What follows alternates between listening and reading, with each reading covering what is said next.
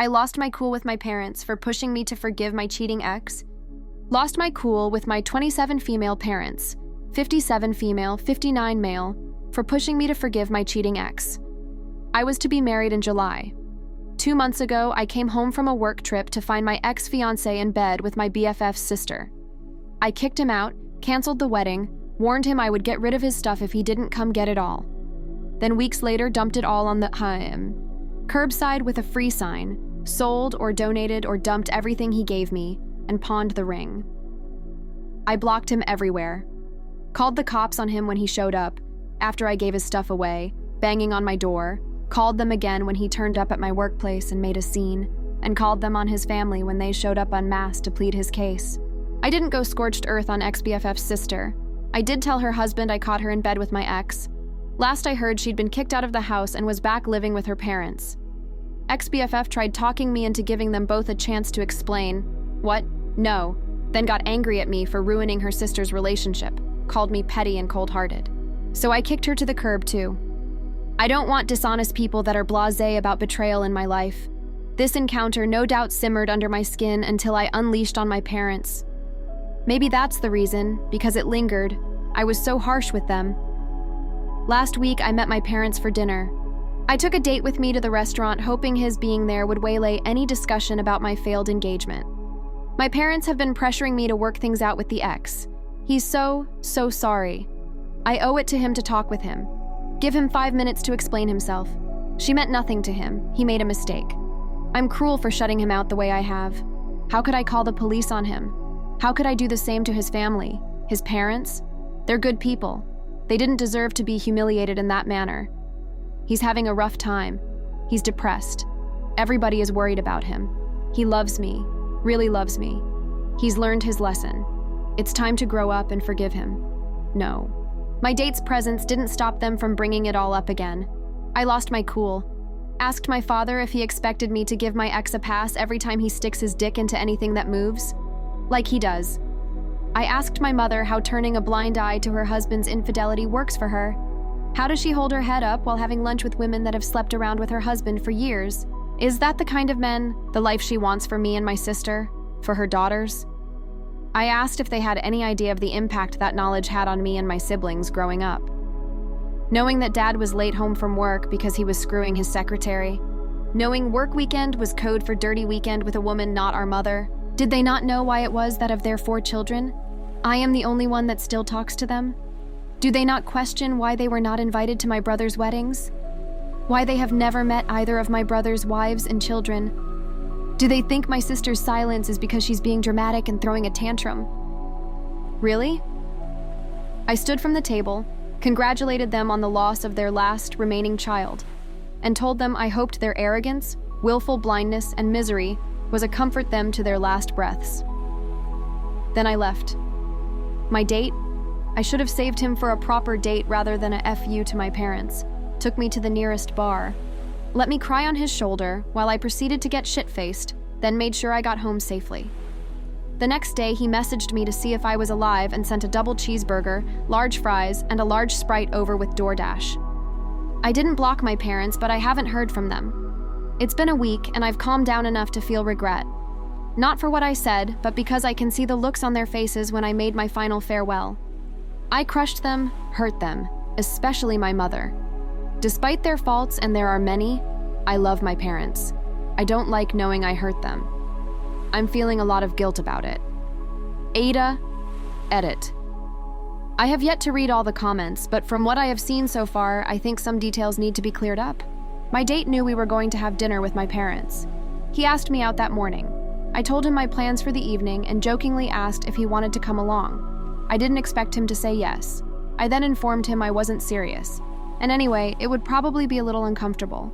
And he said if needed, he could post bail. So there you go. He did not enter that restaurant unaware of potential drama.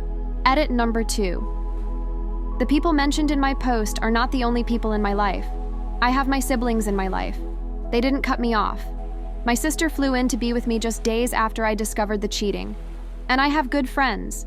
Friends who helped me pack up ex's things. Helped me to move it all down to the curb.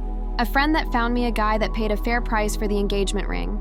I only mentioned ex, ex-BFF, etc., because how they acted and what they were saying contributed to all those buried feelings that had been dormant for years coming out when they did, in the way they did. Update 6 months later. It's been a minute since I was here last. Life has been busy, work has been busy, and updating Reddit wasn't on my mind. Apologies to all those that continue to send messages asking for an update. I figure better late than never. A quick recap. Lost my temper with my parents when they tried to push me to forgive and reconcile with my cheating ex. Some really hurtful and harsh truths were shared by me to them in the moment. Afterwards, I felt tremendous guilt. The regret started to eat at me. Where to start?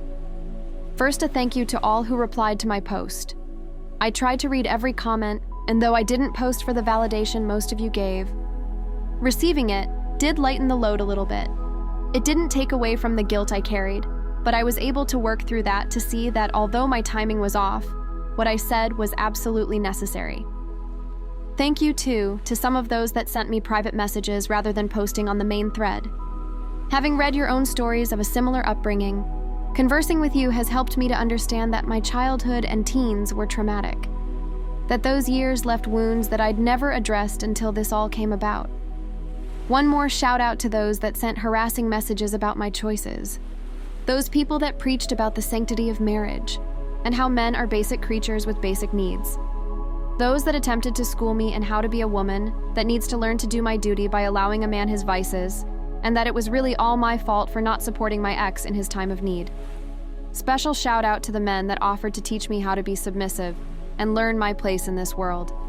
And last but not least, the sweet little chicken nugget that told me my reaction was proof that I am a serial cheater and my ex should have used a cattle prod on my happy place. It must have been tough for all of you when your women left. Big props to those ladies for escaping a life of misery with you. Now for what has happened since.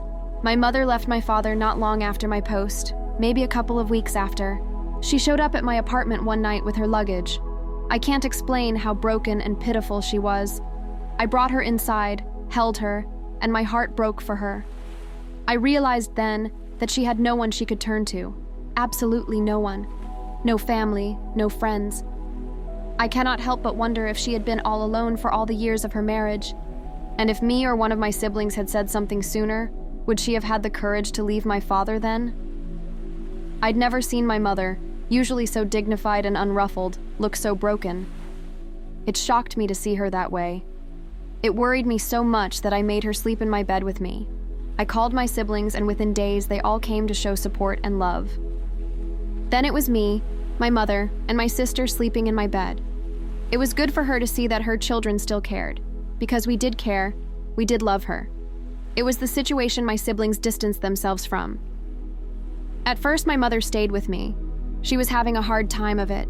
Years of humiliation, shame, and guilt ate at her. I was worried about her state of mind and didn't like to leave her alone. I couldn't take time off work to be with her every second of the day, so I took her to the shelter and we got her a dog. My thinking was, if she had something to take care of, it would distract her from dark thoughts. I was hoping for a puppy because they're playful and would keep her busy. But she fell in love with a 5-year-old mixed breed, and he fell right back. He's a goof. We don't know how it happened, but we woke up one night to him howling because he had somehow wedged his head in between the spindles on the stairs. His whole head. We had to call the fire department to rescue him. Of course, my mother didn't think he was at fault, and she now refers to him as her baby. He adores my mother, though. My oldest brother moved some things around, then moved her across the country to live with him and his family. He thought she would do better if there was no chance of her running into Dad or one of his many women. He found her a therapist, and that seems to be working. She is loving being a grandmother, and all reports are that she is an indulgent one. She has a separate in-law suite, so she gets to see them every day. My brother tells me when the kids go missing, they can now be found at Grandma's. My dad is my dad. He doesn't lack for company. I had a dinner with him not long after my mother moved across the country, where he introduced me to the new woman in his life. I reminded them both that I knew exactly who she was, considering she called my mother her best friend for all my life. Cue another awkward dinner.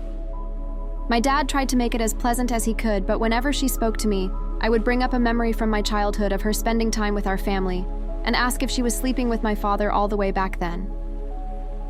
The next day, he called to tell me how disappointed he was with me. I felt it only fair to share my own disappointments. We argued for a bit. He tried to downplay all he had done over the years, tried to play the victim of his own actions. I ended up cutting the conversation short and blocking him. It was just over a month ago when he showed up at my door. I wouldn't let him in, and I'm sure that rattled him some. He told me he didn't want to lose me too. Say what you want about him, but he is my dad. I love him. I don't want to lose him either. He promised he wouldn't force me to interact with any of his women. So far, we have had a couple of pleasant outings that have gone well so far. I am cautiously hopeful that we can continue to be in each other's lives. As for me, well, I took that advice some of you gave me, and I am in therapy. It is humbling to come to the realization that though you may think you're fine, you are, actually, not. It has been almost unbearable to face all that history, and excruciatingly painful to dig through it all. At the end of some sessions, all I want to do is head to the nearest bar and drink until I forget all about what I just went through to find out where it all started, and why I am the way I am. I think therapy is one of the most difficult things I have ever done. I don't know how some of you have been doing it for as long as you have. I also don't know why you do it so willingly.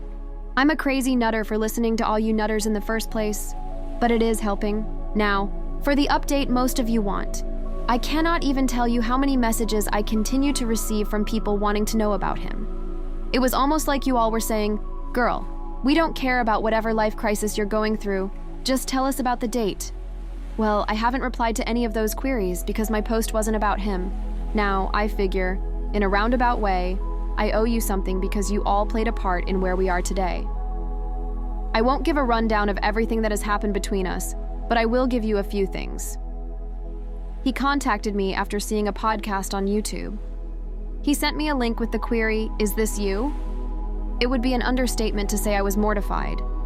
My mortification kept me from replying to him. I was so deep in my embarrassment that I didn't even bother to read the messages he sent me over the next couple of weeks.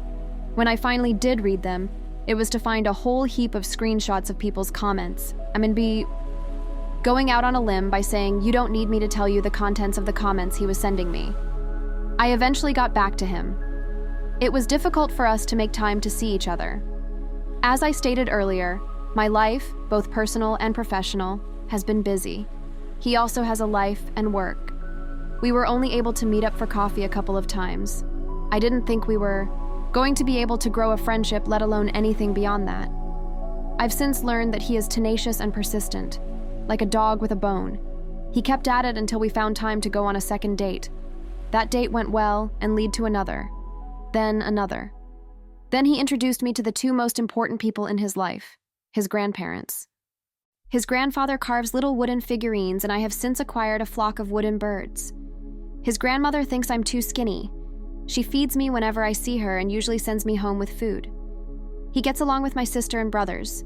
He came with me to visit my mother on her birthday and met them all. He was very gracious with her. I had him saved in my phone as Cheeseburger. He took issue with that because he bought me a double cheeseburger. So I started calling him Double Cheese and then shortened that to DC. He is still saved in my phone as Cheeseburger. He's an undercover Swiftie, and I don't quite know what to do with that. I don't have anything against Taylor Swift, but I sure didn't pick him to love her. He did use his little sister and niece as cover for his Taylor Swift love. Now he uses me. I am fine with being so used. What do you guys think? Let's discuss in the comments. Follow and like for more stories.